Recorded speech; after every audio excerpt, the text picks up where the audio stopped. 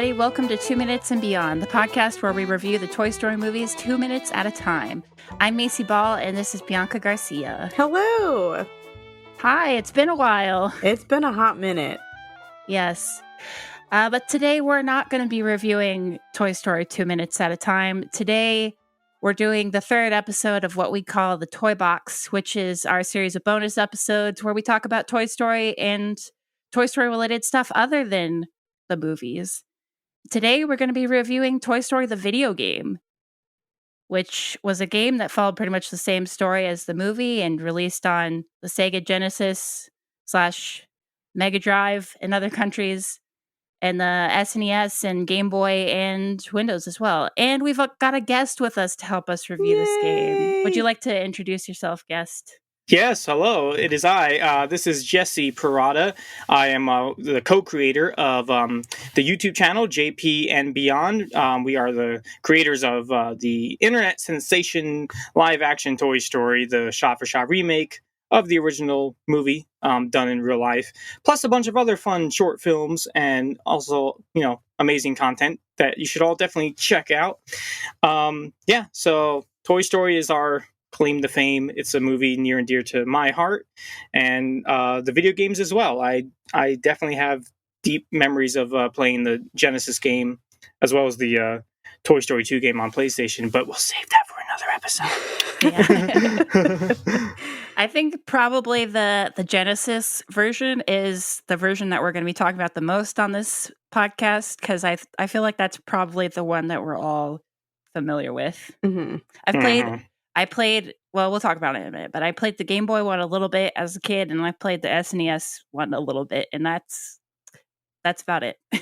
And, well, I've played the Genesis one all the way through, but yeah. Before we get into the game itself, I want to talk about the history of this game, as well as the developer. This game was developed by Traveler's Tales, and I'm not sure how to pronounce this, Psygnosis, Psygnosis, except for the Game Boy version was developed by Tiertex Design Studios. This game came out, at least in North America, the SNES and Sega Genesis versions came out in 1995. The Genesis version actually came out a day after the movie did. November 22nd, 1995. Yeah. And the SNES version came out a month later in December. Mm-hmm. And pretty much all the non-North American versions came out the next year, 1996. I would like to know, what is everyone's personal history with this game? Well, for me, I mean, my memory of the game is it goes about as far back as my memory of the movie. Like, I can't really separate the two. I remember, like, when I was a kid, my parents, I don't remember getting the Sega Genesis. I feel like it was, we've had it since I was like so young.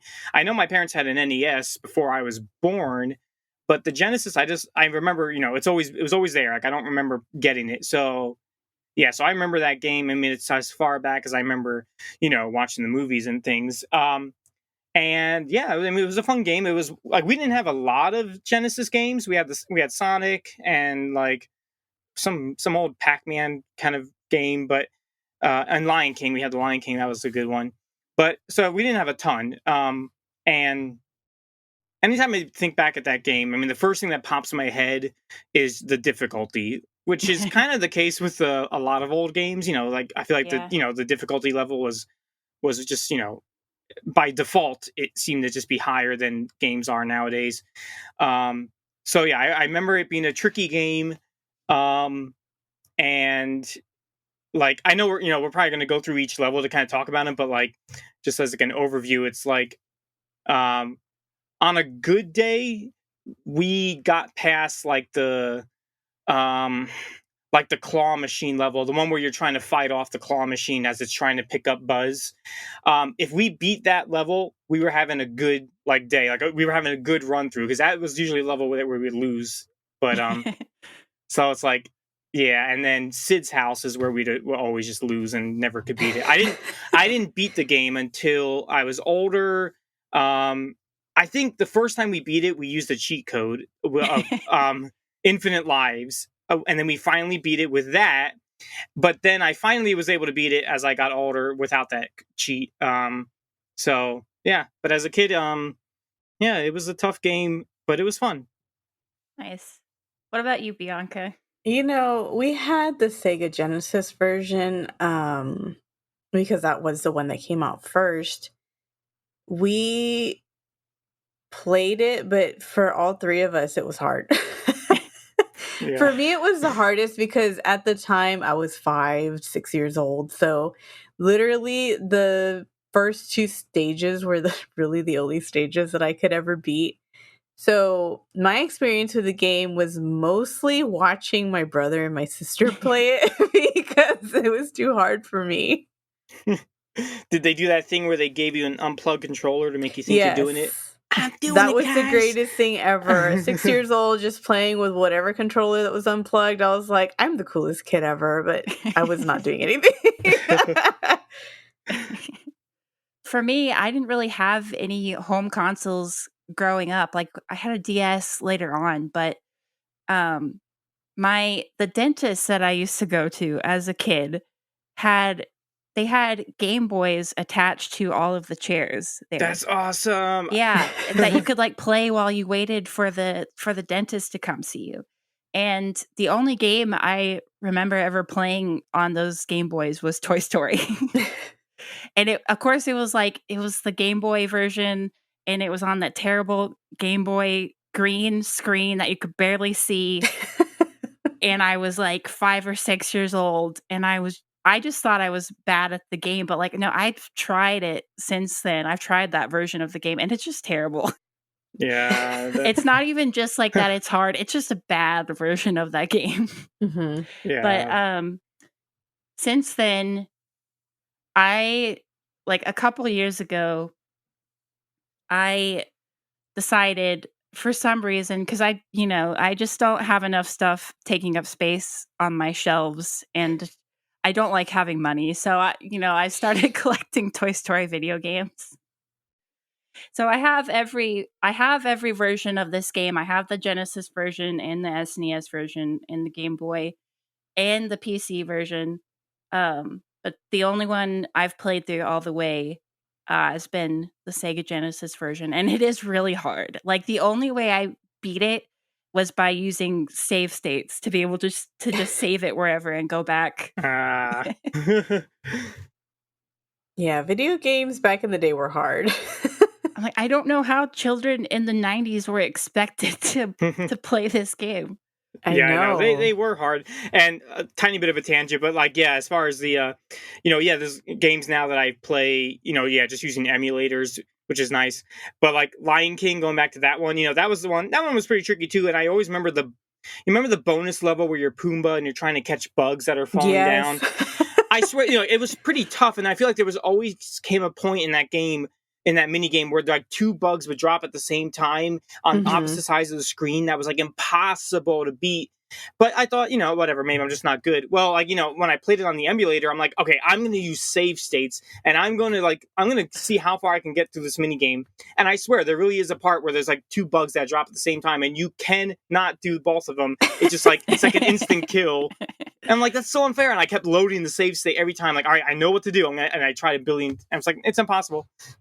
That is too funny. I remember that mini game, and it was always so frustrating because I remember that too. Two bugs would fall at the same time, and you're okay, like, no. If you didn't want me to pass this, like, why? I don't know. You could have made it harder without literally just like, doing. You could have just had the drop rate faster or something. Yeah, but it's like don't do that to me. Yeah. Stupid. Well, I would like to talk a little bit about the company that developed this game, Traveler's Tales. They're a British video game developer. They were founded in 1989 by John Burton, who has it's really neat. He has a YouTube channel called Game Hut where he makes a lot of videos, mostly about games that he worked on at Traveler's Tales, and he has several videos about this game and how they got it to work on the Genesis. Because the Genesis was kind of an old console by the time this came out. Like it was it was like at the end of its life, I think. And for one, this was the only he made a video about how they did the music, because this is the only example of 4-channel PCM music on the Genesis, and it was technically impossible, but they figured out a way to like work around the hardware to be able to do it. I have no idea how to explain it. I'll put a link to his YouTube channel in the show notes because it's really interesting, the way he talks about it. There's also a video about how they did the 3D effects as well as like the fully 3D scenes, and another video about how, like, if he was to like do a director's cut of the game today, like what he would change about it.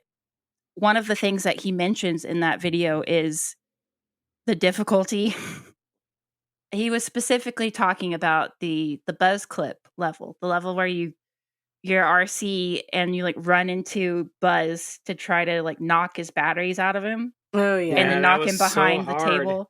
Yeah, he talked about how that was like one of the main like pieces of feedback that you got after the game first came out, was that it was too hard for kids, especially that level, and the level that's like that later on. I forget what it's called, but it's the other one. Yeah, it's like isn't that like the last level way at the end is when it's like it's the race, the moving. It's like truck, the second yeah.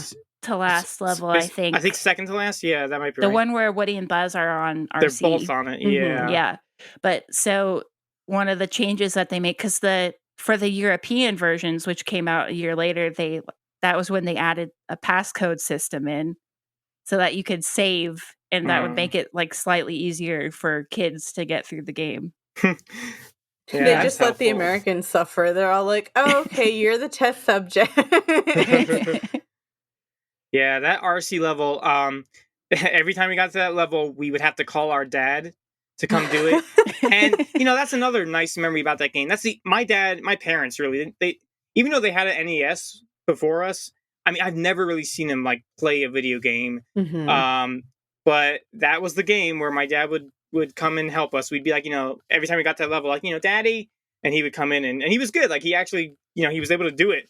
Until, we finally got a little bit older and then we were able to do it ourselves. But I'll never forget that. We always had to call him to do that one part. And that's the only time I really ever saw him play a video game like with us. Right. That's really sweet. I like that memory. Yeah. Well, should we get into it and talk about the first level? Yeah. Yeah. The first level is called That Old Army Game. And it involves releasing the Green Army Men from their buckets, and getting the baby monitor. And all I remember is, the stupid airplanes. I'll never, I hate those things so much. I think that's engraved in everybody's memory. Yeah. I wrote in my notes, like, this game made me hate airplanes and trains. Yeah, but I loved, right when you boot up the game and you're playing it, it's, I love the graphics that they went with, how it has that kind of hyper realism kind of, looks like the movie. Like, that was awesome that they went with that style. And I do love the music. I love video game music, and that, I still listen to that music sometimes. Yeah, it's really good. But yeah, I think it's a really good opening level. Like, it gives you a fun vibe. It's so much fun to look at all the stuff in the background, the design of the room. And it's just cool to see all the, there's a lot of main characters in that first level, right? I mean, Ham's in it. Ham? Yeah. Potato Head's in it too, somewhere, right? Isn't he in that level? Or is he? I think so. I forgot what he's doing, but I have the official guidebook for this game. That would have been helpful as a kid. Yeah. What's Rex's quote from Toy Story 2 about the Buzz Lightyear game guidebook? Oh yeah. Like, it's extortion. That's what it is. They make it so you can't defeat Zurg unless you buy this book. Yeah, but it is very helpful. I think, yeah, Potato Head is in it. I'm looking at the map that's in the book right now. Potato Head is there. He doesn't really do anything. He just walks around. Yeah. Yeah. Ham is there sitting up He's just sitting by the baby monitor. By the baby monitor, yeah. Yeah.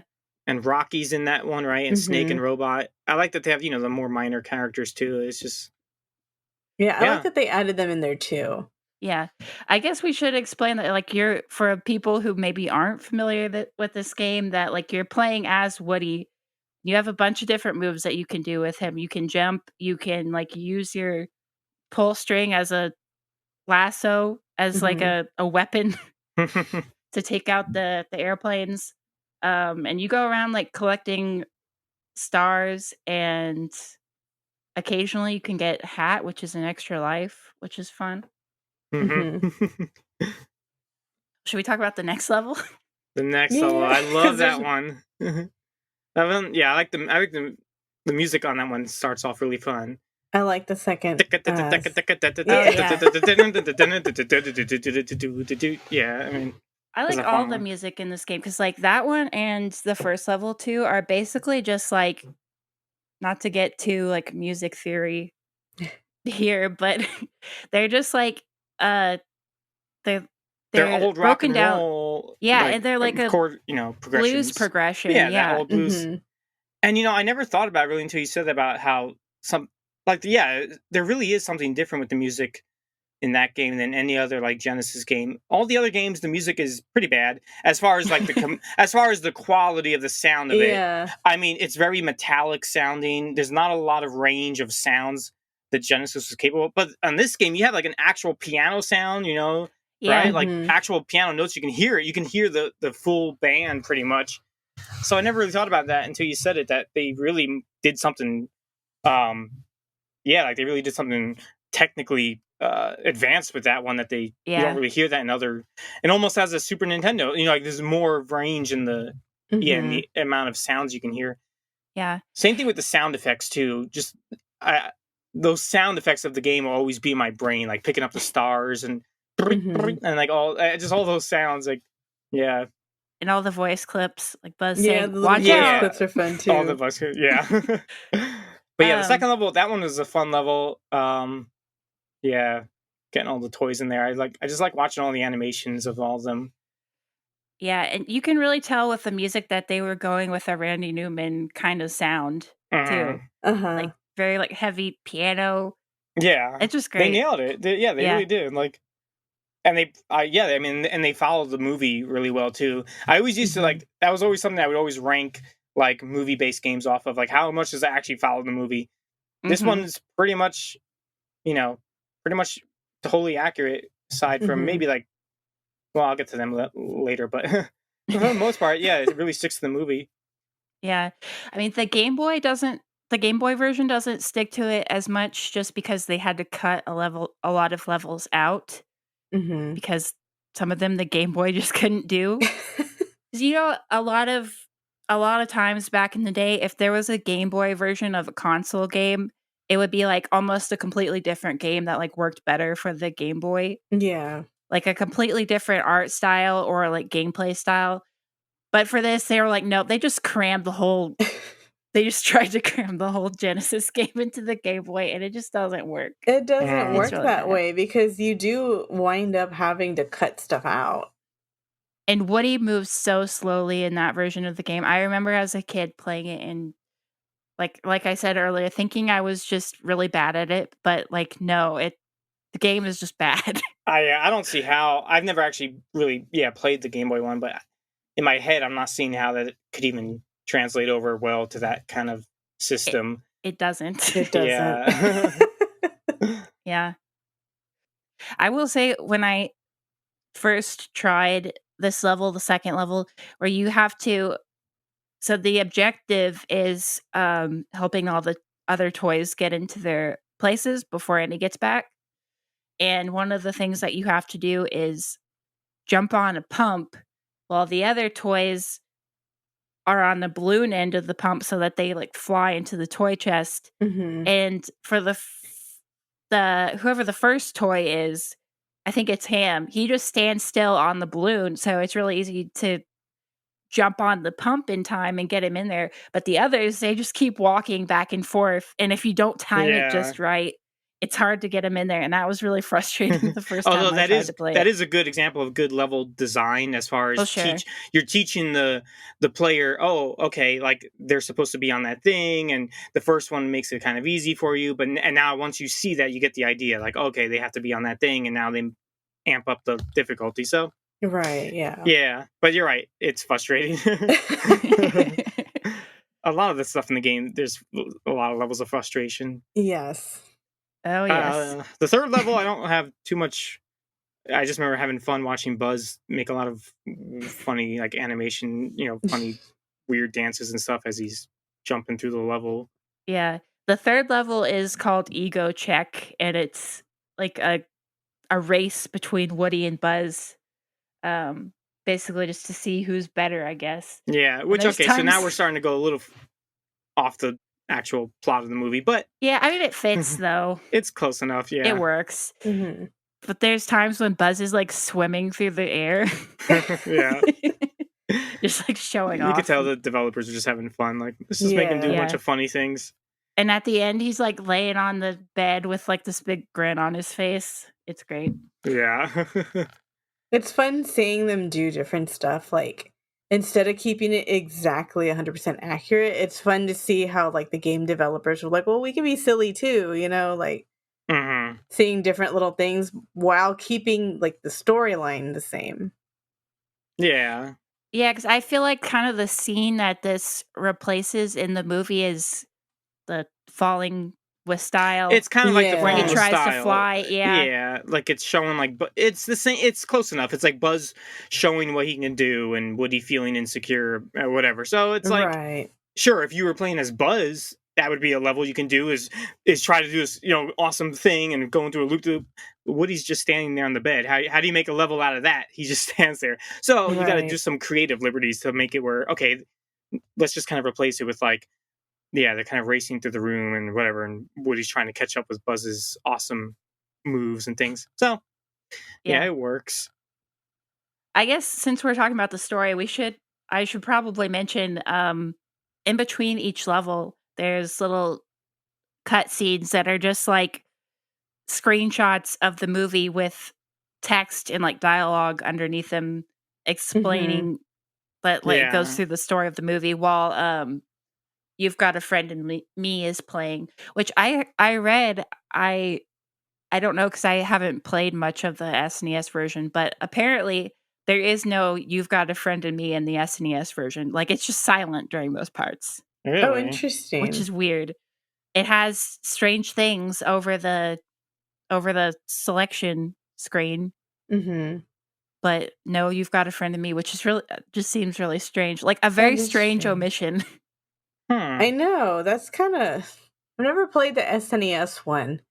So that's really strange.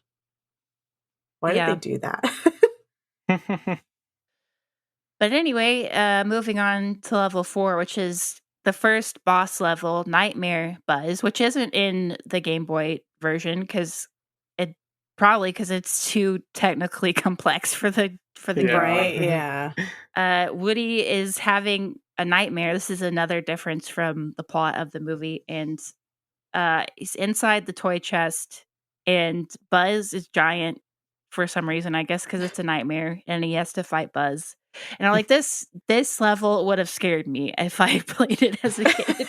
Like, I would have had my own nightmares about this. Yeah, it was pretty creepy the way they made Buzz look in that, and the lighting of it, and it's kind of creepy the way he would go off screen, and like you don't know what side you don't know where he's going to come down. Mm-hmm. Yeah, it was pretty creepy. And he's constantly saying, "Here it comes! Here it comes!" Yeah, I remember that. Watch out! It's like burning my brain.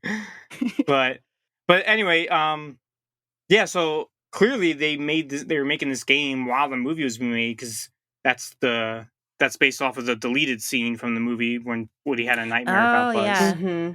So you could tell it's like they must have not known yet that wasn't going to be in the final film.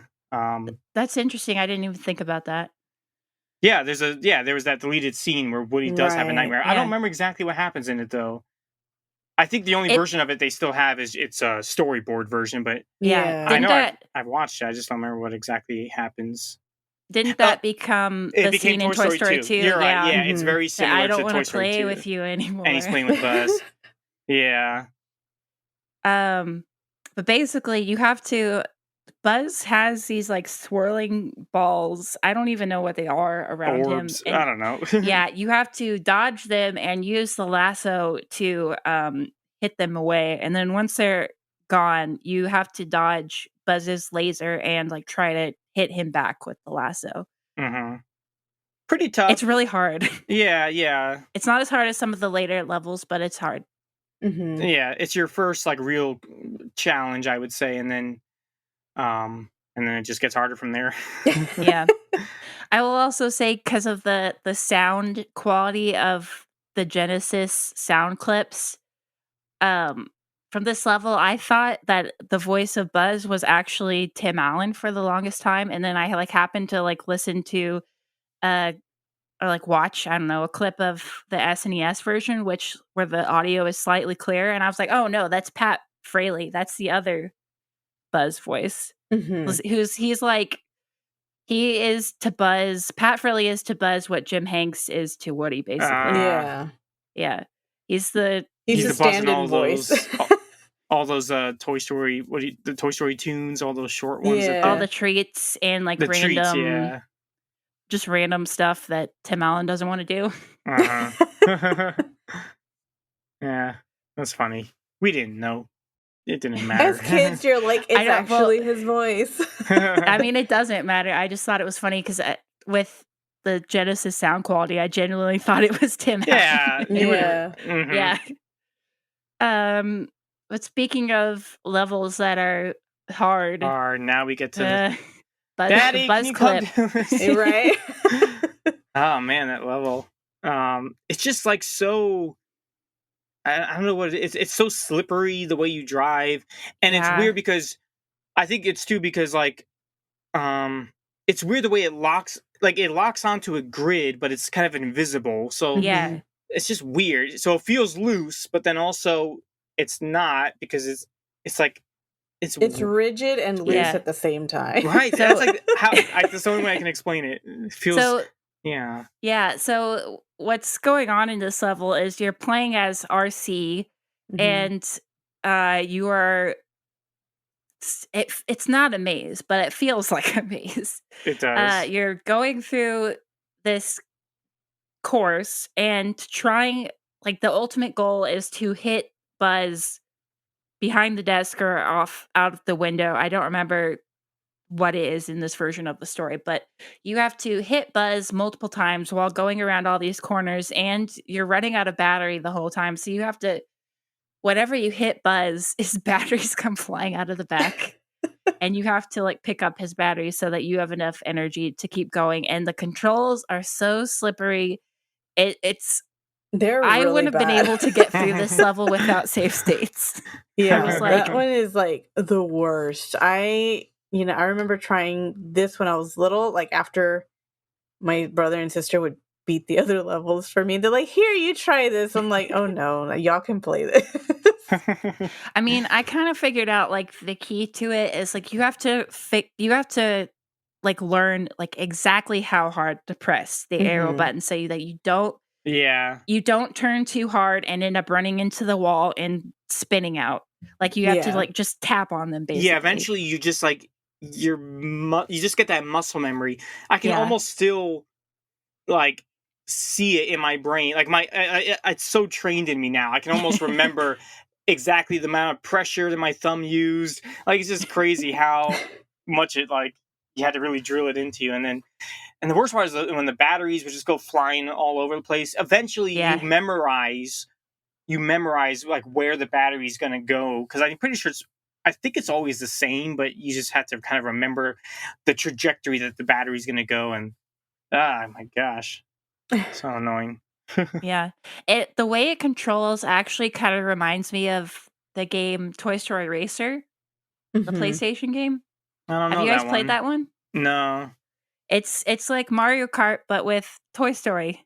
It's really fun. Actually, it's a good game, but they control like little toy cars. Basically, it's not like slippery in a bad way like this level, but they are kind of like slippery, and you have to figure out, okay, I only need to press the button this much to turn. It's a really fun game, actually. Have you ever played the Muppet Race Mania game on PlayStation? No, I've been trying to find a copy of it, but it's loved not that easy to game. find, and it's expensive. We played the heck out of that game as kids. And yeah, and I feel like it went kind of under the radar. Yeah. But I feel like Muppets in general have always been not super mainstream. But anyway, that was a really fun game. Anyway, going back to this game. Do we have anything to say about Revenge of the Toys or like the next few levels? Revenge of the Toys, I just remember that's the one where they're all going after. Now all the toys hurt you if you touch them. Yeah. I remember that one. I don't know. I just like when I first think of that level, I think of the lighting. I like how they made it look like it's dusk. Because it's after Buzz has after he falls out the window. Yeah, and it really, so all the toys have really turned on Woody. Yeah, and it's good attention to detail. In that scene is where now it's starting to get, the light is starting to get, the sun's going down. Yeah. So that was good attention to detail. The lighting in that scene, and they do such a good job of recreating it. Yeah, they really did, and so that was awesome. You could tell they were just like really looking at the scenes in the movie when they like made the game. You can hit Potato Head in this level and his parts come off, and that's fun. Yeah. It is a little fun to be able to kind of mess with all the other guys now. Mm-hmm. Yeah. And then Ham shooting all those coins up. It was Oh yeah. And I guess you're helping Rex escape because he doesn't want to confront the other toys. Yeah. And so then in the next level, Run Rex Run. I love this level. Yes. This is one of my favorite ones. It's so hard, but it's so fun. You are riding Rex to get away from the rest of the toys, and there's all these army men and planes and trains and such a good level, great level design. It's not like it's nothing like the what am I trying to say? The controls. The controls are fine. Like they're not like complicated, because that can really hurt a level, like we just saw with the RC one. But this one, it feels pretty smooth. The way I control him, he does what I want him to do. So the level's not hard because of the controls, which it feels like unfair. It's just hard because you got to watch out for all these things that are on screen. But I like the and then RC comes in, and I love his what's it called? Is it he moves backwards and forwards really quickly, so you have to like jump over him and then jump backwards over him again. But he kind of like telegraphs his moves, or whatever the word is. Is it telegraph? Oh, he like revs. No, telegraph is something you send. I don't know. What's that word? I don't know. I know what you mean. I always forget the word, but anyway. But they do a good job of kind of like you kind of learn his pattern of how he moves. That's a really fun level. Yeah. It's like one of those it's one of those things where it's like, even though it's frustrating, like just the jumping and the way you move around is really fun to do. Yeah, to me it's so floaty. Yeah, that makes a good, like, I don't care if the level is super hard or even the game in general, but as long as it's fun, you don't feel so like you feel like you'll keep like, I don't know, you don't feel as defeated even if you lose over and over because you're having fun playing. I felt that way with Cuphead. If you ever played Cuphead? Oh yeah. Like the game is you're gonna die over and over and over and over, but it's so much fun. Like each time the level started over, I didn't, it was just such a fun game. I just remember thinking like, you know what? I don't really care that I keep dying. I mean, I care, but I don't feel like rage quitting because I'm just enjoying the game. So yeah. I've been playing Cuphead like at the slowest pace ever for like the last couple of years because it's so hard, but it's so fun. I'm like, I want to see it all the way through, but I'm nowhere near the end still. It took me a good 3 hours to get past the first level, and I was like, I have to put this down. I hope that people who like aren't into video games are able to enjoy this episode as well. I hope that everything we're saying makes sense. Well, look, I mean, yeah. Well, if you're not enjoying this so far, just pause this and get an emulator of the game and play it, and then come back. Yeah, I mean, honestly, you can see how hard these levels are. You can just Google it, and there's a website where you can play it in the browser. I won't say what it is because I don't want to get in trouble or get anybody else in trouble. But yeah, because I don't think it's legal. There. But still, yeah, it's easy to find. Okay, what's the next level? Is it the fight with Woody and Buzz? The tire fight? Yeah. I think you're right. That one, I could not... it's the fight under the car at the gas station, except they're using a tiny tire. You're not supposed to think about the disproportions of the tire, but man, when I think of that level, all I think of is the sound effects of hitting that. I love the sound effects in the game. That bouncy, it's so rubbery, burn. And then I like when as it bounces around, it makes like a kickball sound. That punting, boom, boom. Yeah, I love the sounds in the game. It's so... They did do a really good job with the sound effects. Like even just watching it, I remember all those sound effects. Right? Too. They're just like they're in my brain forever. All those sounds. Yeah. This one, it took me a while to figure out how you're actually supposed to beat the level. Like, I had to look in the guidebook to figure it out. It is weird. You got to be very precise with the position of the tire. But I mean, I do kind of like that. Like, they went... I feel like games nowadays would just have it where as long as the tire makes contact with him, it'll automatically animate itself as if it went over perfectly. But nope, in this game, it's like, no. You really have to get physics right. Oh, yeah, you have to get the physics precise because back in the old days, the coding, you had to have it like exactly right. Nowadays, it's like they give you a little bit of like a grace angle or whatever, so then you can actually like beat the game. So that children can actually play it and not enjoy just get frustrated the game, and quit. But yeah, I was trying to figure out like, okay, so hitting Buzz with the lasso doesn't do anything. Like, what am I supposed to do with this tire? And I'm like trying to figure out how to get it over him. I was like, it was hard to figure out. Yeah. So the next level, food and drink, I remember at the beginning of the Toy Story VHS, there was a commercial for like all of the Toy Story video games like this, and then Toy Story the animated storybook and Toy Story Activity Center. And I remember this was like one of the levels that they showed in that ad. I was like, oh, that looks so cool. You're like walking around as Woody and Buzz in the cup in the burger box. So this level is probably my favorite level. It's like a close tie, I think, with the Rex one. As a kid, I think I would say the Pizza Planet level was my favorite. It's just so much fun, like walking around in the cup, and like I like the music on this one too, and yeah, it's just fun. Yeah. That was a good level choice that they came up with. I also just like the design of all the Pizza Planet stuff, like the purple, the cups. Yeah, everything is so fun to look at. Yeah. It kind of reminds me because you're like going through Pizza Planet, and anytime that like a kid walks by, you have to like stop and freeze. It reminds me of a level in the Toy Story 3 DS game where you're at Sunnyside and you have to like go through. It's like a stealth level where you have to like hide. Anytime like a kid pops up, you have to like hide behind a block or something. Oh yeah. I played that game a lot. I think this level is like, I feel like this level is also kind of nice because I feel like it's one last somewhat easy level until things are just going to start really kicking your butt. Like after this point, it's just going to get really hard. And like, I feel like this level, you know, because I never really had problems with this level. It's pretty easy.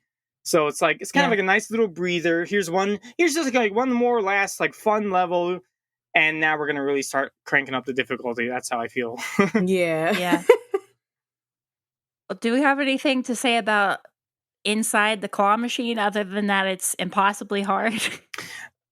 This level, yeah, this is where things like where you could now, really lose like for good here because I think it's a weird level for sure. This level is probably the most, different from the movie for sure. Like just the way it looks and like, okay, none of this happens. They really took a creative liberty here to just like, we just need to make one more level to fill this game out. How about we just have them like Yeah. really running around the mechanical parts of the. So, Oh, that's really inside the claw oh my machine. gosh, see, I'm talking about the one you're that's like saving the. Buzz getting picked up by the Oh, we're claw, and doing you Buzz have to getting like picked throw up. the aliens at him. Okay, well, the first half of what I said still applies because that yes, this is the like I said at the beginning. This is the level where like when we got here, it's like oh man, like this could be it now. When if we beat this level, we were doing good because like Yeah. this is the one. It's so hard. Like there is no room for error. If that claw No. moves him like. If you don't get it perfect each time, you're done for, and it's so annoying. And that stupid wire that hangs that you got to stay away from as well. Like it's just ridiculously hard. This was another level that like I had to look at the guidebook to figure out how to do it because I was just so frustrated. I was like, I don't understand how to get through this. I think I explained it, but basically, like your Buzz is being picked up by the claw, and you have to throw aliens at him to get him off. And again, it's so demanding on the physics part of it. I mean, you got to get it so perfectly, like Exactly you got to right. learn how to basically juggle the alien to get him like higher and higher. It's like, yeah. It's crazy. I hated that level. I mean, it's a cool level. It is a pretty cool. It's cool how like the claw itself is like the boss, but Yeah. man, is it hard? But then, really inside the claw machine, the next level is like it's sort of a Doom, like not really a parody, but it's sort of Doom like. It's a first person, like fully 3D thing where you're going through the inside mechanics of the claw machine looking for aliens. And it's Wait, really neat. I thought that saved the aliens. I thought really inside the claw machine is the one where there's gears and stuff, and isn't that? Oh, maybe really I inside the don't claw know. machine is the one where Maybe I messed up my notes or something. I don't know. well, are you saying that? Let me look at what's the actual level? Like, yeah, if you can, because I thought the save the aliens one was the. I think you're right though. I think the level after the claw machine. Oh, okay. Or is it the other way around? I can never remember. Inside the claw machine is actually the one where you're like going through all the gears and stuff with the mechanics. That's before the one that we just talked about. The one where you it is. Okay, yeah. Sorry about the confusion, but that's also an impossibly hard level. I'll never forget at the end of that level, the very last spinning fan. It is impossible. It always is going to hit you no matter what. Mm-hmm. I mean, I'd like to see anyone get past that very last fan. I feel like they just do it as a mean joke. Like, this last one is always going to hurt you. Just like Pumbaa. I mean, it's the same thing with the bugs. Yeah. Yeah. Okay, so I really messed up the order of the levels in my notes. but then the level after that is the fully 3D level, and then after that is the one where you rescue Buzz. Okay. But okay, so really inside the claw machine where you go around rescuing aliens, it kind of made me motion sick. Well, there's that part with like flashing lights and like. Yeah, and I don't really play a lot of first person games anyway, but like the few times that I have, they kind of make me motion sick to begin with. Mm-hmm. But it's still really like technically impressive that they were able to pull off 3D graphics in that way on a Sega Genesis. Yeah. It's crazy. Mm-hmm. Now we're at Sid's room, right? Yeah, Sid's workbench. Sid's workbench. This is where things continue to stay hard. But man, I love the level design. Like they just nailed that awesome vibe of like Sid's creepy dark room, and He's got so like some of the same posters in the background. yeah, they I did think good at like keeping Paul keeping Bunyan all the same props from the movie. Yeah. and the grape soda cans. Mm-hmm. Yeah, those are great. I love seeing all the little details in his room. Yeah. Yeah, I like the firecrackers. Like that's a good choice of something that isn't Mm-hmm. specifically. I mean, it's technically in the movie because he gets a rocket, but like, yeah, it makes sense. Of course, Sid would have like a bunch of little firecrackers and explosives, and so yeah. This level was really cool. Now, I think this level is it this level or the next one where at the end the mutant toys are chasing you and you're using Buzz's karate chop to like keep them away. Is that this I level? think it's the next one. Because these two Mhm. levels have Yeah, the these next two one is levels Battle of the always Mutant Toys. yeah, they always blend They're together. really similar though. Yeah, like I can never exactly pull apart the differences of each level. Like I always lump them together in my brain. But man, that part also, I swear, it is impossible to keep Babyface from hitting you because he's too low, right? Okay, so Tell me, if how do you we're- do it? I've if never we're going on been to able to that not level, get hit. the Battle of the Mutant Toys, I had to look in the guidebook again to figure this out. So what it says, I'm trying to find it. Yeah, I'll never forget. All we were able to do is as basically hope we had enough health because it's like there was always Babyface would always get you, and then he would like bounce back far away, and he would slowly start coming back.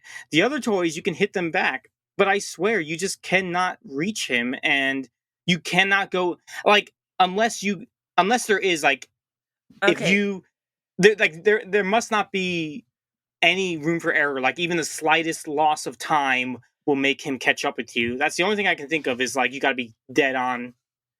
so according to the book, you're not even supposed to try to hit Babyface. So what it says is the mutants attack Woody and Buzz, and Woody has to use Buzz's karate chop to keep them at a distance. Use Buzz to karate chop the other mutant toys to Woody's right, and keep moving to the right because the karate chop doesn't work on Babyface. So you're basically just supposed to keep moving and stay away from him. Which I wouldn't have figured that out on my own, I feel like. That's another one of those like they want you to buy this book so you can defeat Zurg. Yeah. Oh my gosh, yeah, that was so frustrating. I feel like though, even once we learned that, like, okay, you just can't hit him away. I think we tried doing that method of like just trying to keep moving until you until you It's have really to. hard. And even still, I feel like if you're not like perfectly timing your hits with the other guys to keep them away, and then because you need to stop for a split second to hit them and then keep moving, right? And I guess like if you don't do it perfectly, Babyface is going to catch up with you, and then you just got to hope you have enough health to get all the way to the end. Yeah. The next level is Roller Bob, which is basically the same as the Rex level earlier, where you're riding on Rex, except you're riding on Roller Bob. This is another level that was in that commercial for the Toy Story game, and I always remember thinking like, oh, that looks so cool. And when I was playing it for the first time, I was like, I feel like I'm finally playing the level from the commercial. Yeah. After all these years. Yeah. Like Scud is chasing you. Scud is awesome in this. Yeah, I don't have any complaints with this level really either. good. I mean, yeah, because I'm so glad they went with that style. I mean, I do feel like it kind of comes to a point where they're just like throwing stuff at you, and it almost feels unfair. Like it almost feels like it's just too much stuff coming at you all at once. Yeah. It took me a lot of tries to get through it, but yeah, it's a fun level. Mm-hmm. Well, we've only got a few more to go through. There's Daytona, which is another fully 3D level, but it's a racing level where you're on RC and you have to pick up batteries and chase. I guess you're chasing the moving van. You know, I almost forgot about this level actually. Yeah. You're saying it's 3D, like the Save the Aliens one? Yeah.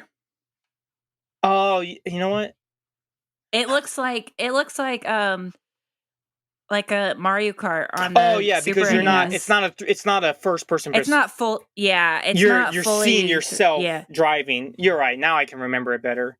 It's not like say the yeah, aliens where your point of view is Woody. It's you can see the yeah. car, right? Mhm. It's like SNES Mario Kart You're right. 3D. Yeah, that kind of 3D. I guess not fully 3D then. Well, I mean, they had a lot of fun doing different, you know, gameplay styles. So good for them. I Mhm. mean, they really gave you a full variety. Yeah. Then we have Light My Fire, which is the same as the Buzz Clip RC level Impossible level from before, And this one really does except feel more like a maze. I feel like this one's harder to figure out where to go if I remember. But yeah, it doesn't have like as many twists and turns, which is kind of nice. And like the road that you're driving on is oh, okay. usually wider, so I feel like in that way it's easier, but it's still really hard. Yeah. I feel like Yeah, we just keep these saying how hard it is Yeah. this whole game. Yeah, these last couple levels I don't have as strong a memory of because I didn't get there. I didn't get there as a kid. Like it wasn't until we Yeah. were using like cheat codes later to finally get this far.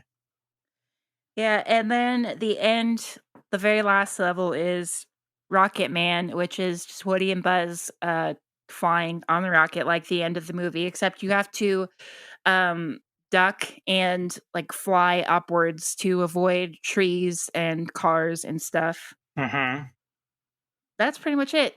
That's the last level. At the very end you get like a neat little thing that shows you different animations of all the like character sprites and stuff, and that's kind of a nice little prize, I guess, for finishing the book Yeah. or finishing the Right game. after all the hard work you went through, like, here, have lovely little sprites. Yeah. Speaking of sprites and like little animations and stuff, I want to talk about like the game over animation Oh yeah. He's like where pounding the it's just ground. like Woody Yeah. pounding the ground. That one really is funny. forever ingrained in my head because I saw that one a lot. Yeah. And the like level complete one is really good too. It's the same Mhm. animation as We did it. We did it. Right? It's that dance he's doing yeah, after all Yeah. the from the movie. uh-huh. But then the continue animation uh is actually kind of creepy, I think. It's the one where he's like his head is hanging down, but it's at a really awkward level or angle, I mean. Huh, I And it can't just picture looks I it. really don't weird. remember that one. Well, there are only a few levels that like let you do like a Like a continue continue. if Oh, you okay. if you lose a life, I guess, but or I don't know. But it's just really creepy looking. Oh. Yeah, I don't remember that for some reason. But his head is like I can't even do it while I'm sitting down. It's like a just Like it's hanging there. really strangely, Huh. and it's creepy looking. Hmm. There's a commercial for this game that I kind of wanted to talk about. That's interesting because it's like a kid. He sees. I don't even know. I don't even remember all of what happens in it, but somehow this kid's head ends up on Babyface at the end.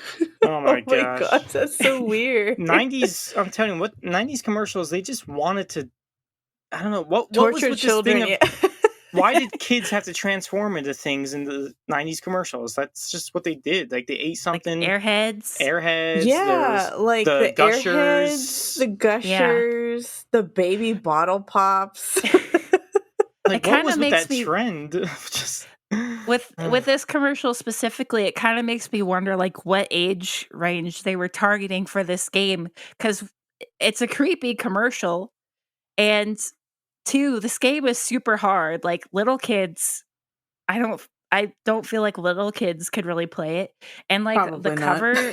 the cover of all the different versions of the games, they're not like the VHS cover or whatever, where it's like Woody and Buzz flying and looking happy and everything. It's like Woody and Buzz in front of a dark background and they're like pointing like they're at something like they're scared of it or something. Yeah, I remember that all of the box art and everything, it was like really ominous. I'm like, what is Yeah. going on with this game?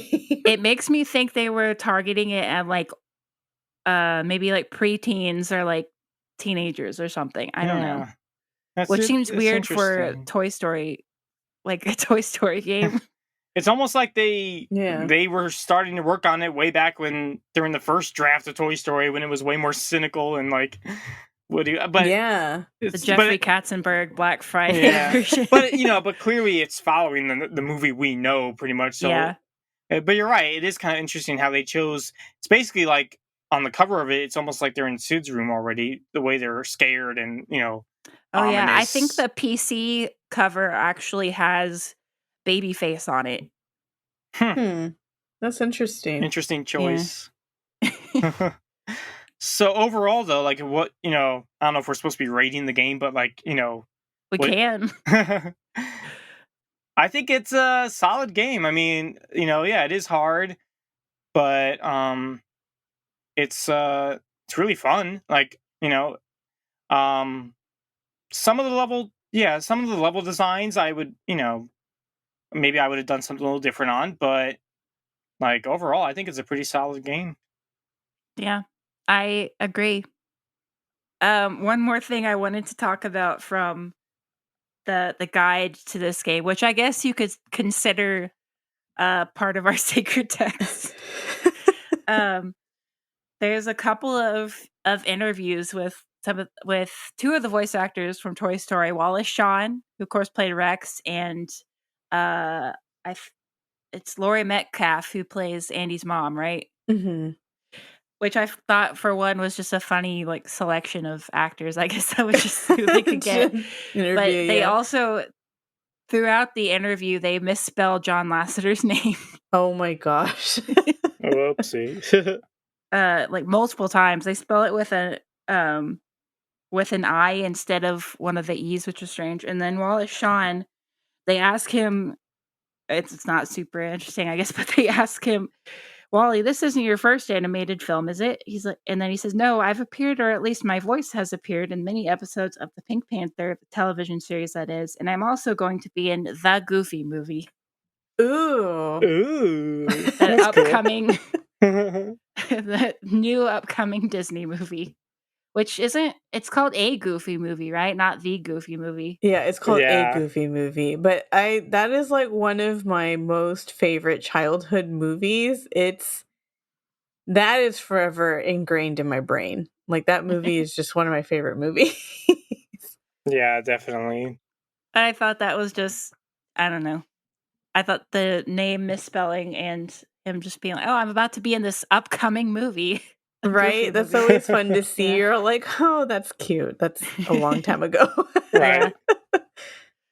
Well, do you guys have anything else about this game that you want to talk about that we haven't covered yet?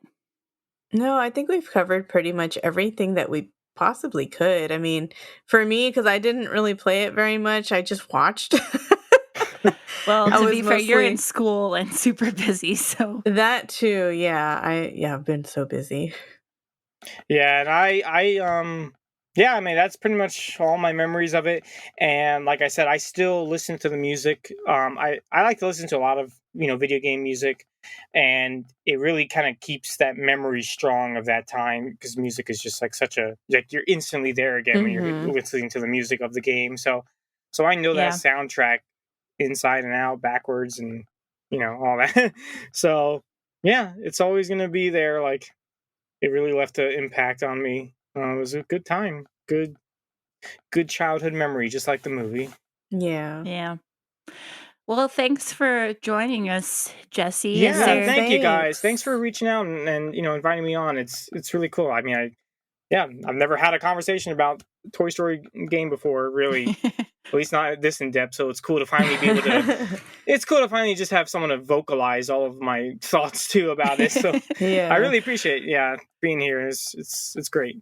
That's part of the purpose of this podcast is vocalizing all of our random thoughts that we have about Toy Story. Right. And a little, if I may plug a little bit here. We're actually coming up to I don't know when this podcast is going to air, but the 10th anniversary of live action Toy Story is in January. So stay tuned on our channel, at least if you want to go over there on YouTube, and I'm sure we'll be putting out something to celebrate it. Yeah, so go check that out. I'll put a link to you guys' channel in the description. I think this will be, I mean, it depends on how long it takes me to edit it, but it'll be um within the next couple weeks that it's out. So, and speaking of which, I mean, it's already Christmas time as we're recording this, but it'll be closer to Christmas when this comes out. So, Merry Christmas or Merry Happy Holidays, whatever Christmas. you're celebrating this time of year. Yeah. Happy Festivus. Yeah. Happy New Year's. Happy Hanukkah, all that stuff. As far as when the next episode of this podcast is going to be, we don't know. And that's my fault because No. Well- I'm currently in school and everything is just chaos. So Well, Well, clearly it is with us too, because we all took a while to finally get this day scheduled. true, yeah. Well- I got a full family and lots Yeah. of yeah. and I've got stuff going on too, so it's not just you. But we'll hopefully have a bonus episode or two coming out before too long, and at some point we'll get to Toy Story 2. yeah, Eventually. yeah. Let me know. Yeah. I mean, I can talk about that one. Yeah, so much. Oh yeah, you and Jonathan both will be back for that one. Yes, for sure. Cool. All right. Well, thanks for listening, everyone. Be sure to follow our Facebook and Twitter accounts and send us an email if you have any thoughts, comments, questions, or concerns. And if you enjoy the podcast, please leave us a 5-star review on Apple Podcasts and Spotify. See you next time. Bye. Bye.